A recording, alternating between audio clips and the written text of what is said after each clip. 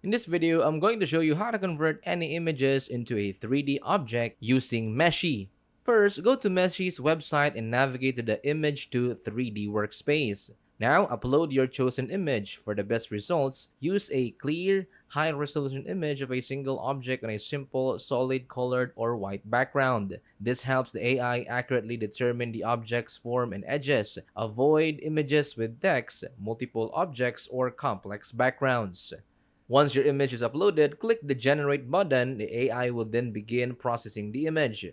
Now, the AI will typically produce a few different versions of the 3D model. Review them in 3D Viewer. If you have a paid plan, you may be able to redefine the model's texture or details. After you've selected a model you like, you can download it in various industry standard formats such as OBJ, USDZ, GLB, and STL. The downloaded model will be ready for use in other 3D software like Blender or for 3D printing.